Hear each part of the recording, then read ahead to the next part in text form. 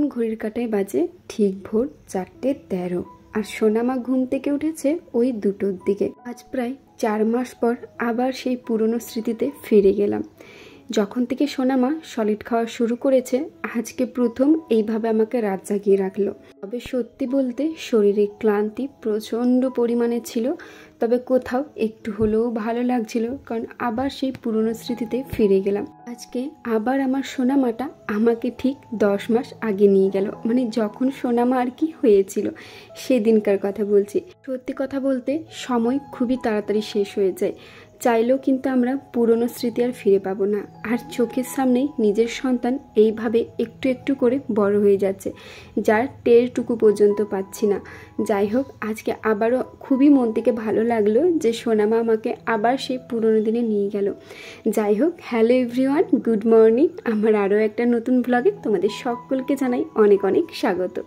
আশা করি তোমরা সকলে খুব ভালো আছো, আর আমরাও কিন্তু বেশ ভালো আছি।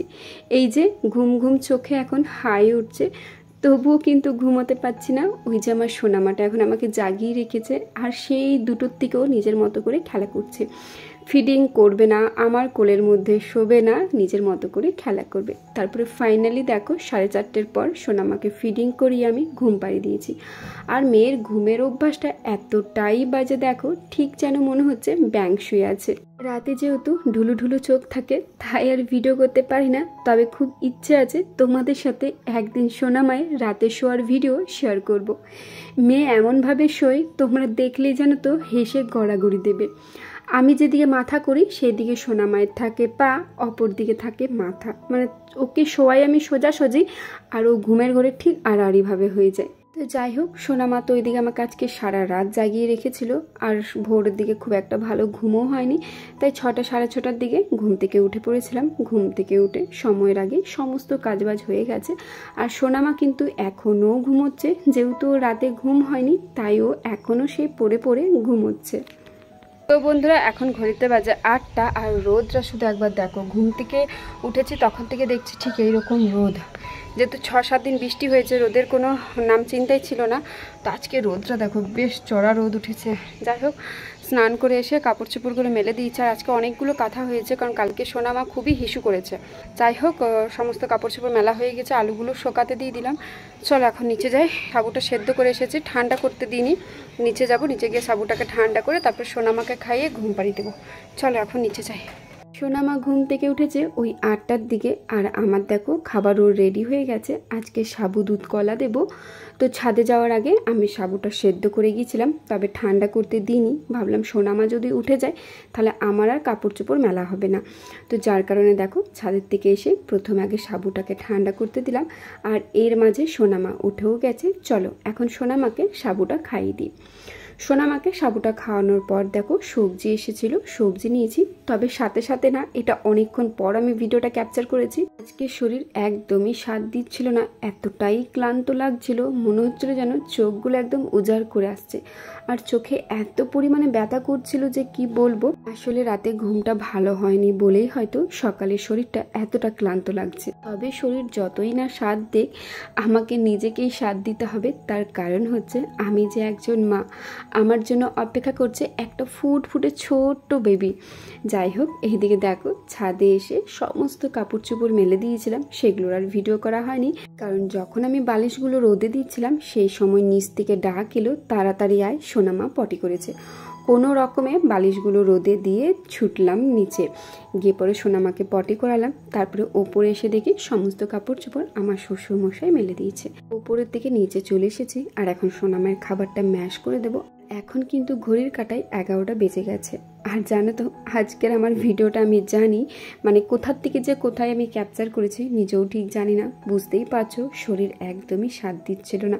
তো এদিকে সোনামায়ের খাবারটা ম্যাশ করার পর ভাবলাম সোনামাকে একটু হাতে ম্যাশ করা খাবার দিয়ে দেখি ও খেতে পারছে কিনা। তবে বিশ্বাস করো, সোনামা এত সুন্দর চিবিয়ে চিবিয়ে খাচ্ছিল যে কি বলবো। তবে আমি কিন্তু সোনামাকে ওইভাবে ম্যাশ করা খাবার দিইনি, সোনামাকে যেভাবে আর কি ম্যাশ করি ছাঁকনিতে সেভাবেই দিয়েছি। দিয়েছিলাম। এইভাবে কয়েকবার দিয়ে দেখলাম, দেখছি হ্যাঁ মেয়ে কিন্তু খেতে পারছে। আর সোনা মায়ের কিন্তু 5টা দাঁত বেরিয়ে গেছে, ওপরে 3টে নিচে 2টো, আর একটা দাঁত সবেমাত্র দেখা দিয়েছে, হয়তো 10-12 দিনের মধ্যে সেই দাঁতটাও উঠে যাবে। তবে বুঝতে পারলাম যে হ্যাঁ সোনা মা কিন্তু এবার চিবিয়ে চিবিয়ে খাবার খেতে পারছে। তো এখন আমি ছাদে চলে এসেছি। তো একটা কথা ভাবছিলাম যে নিচে যদি জায়গা না থাকে কতটা কষ্ট হয়, কতবার যে সকাল থেকে ওপর নিচ করলাম।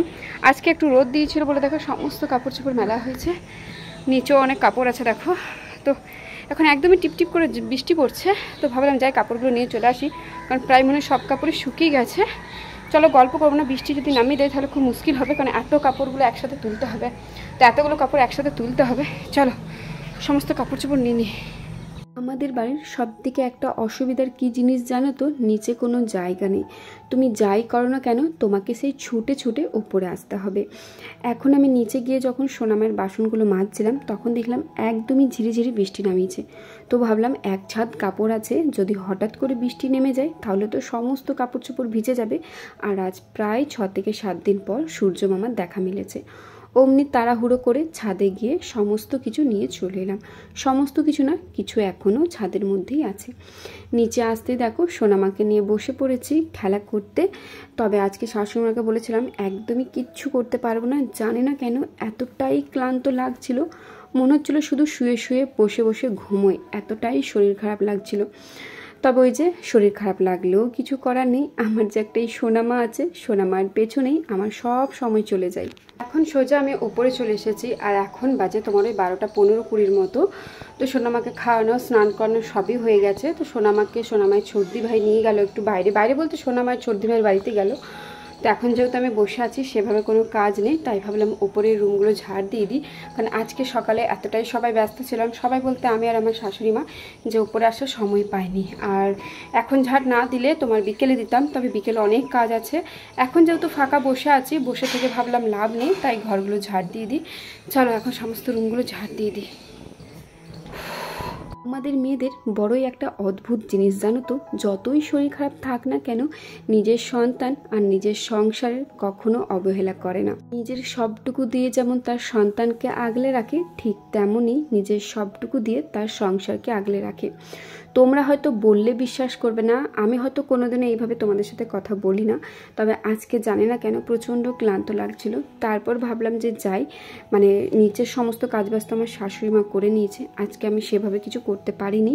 তবে ভাবলাম ওপরের রুমগুলো ঝাড় দেওয়া নেই, একবার যাই ঝাড় দিয়ে আসি। যেহেতু সোনামাকে এখন সোনামায়ের সর্দি ভাই নিয়ে গেছে। অমনি ছাদে এসে ঝাড় দিতে যেই এসেছি অমনি দেখি এই যে ফার্নিচারগুলো আছে প্রচণ্ড পরিমাণে ছাই জমে গেছে।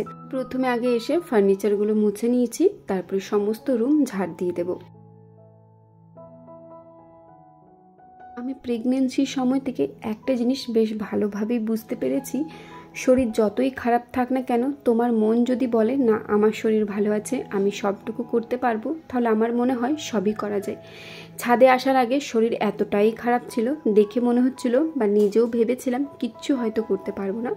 তারপরে নিজের মনের জোর নিয়ে ওপরে এসে সমস্ত রুম ঝাড় দিলাম, ফার্নিচার মুছলাম, 2টো রুমেরই। তবে 2টো রুমের আর ভিডিও করতে পারি, তবে বললে হয়তো বিশ্বাস করবে না, এই সমস্ত কাজবাজ করে এখন অনেকটাই ফ্রি লাগছে, মনে হচ্ছে হ্যাঁ আমি বেশ ভালো আছি, আমার শরীর একদমই ফিট অ্যান্ড ফাইন আছে।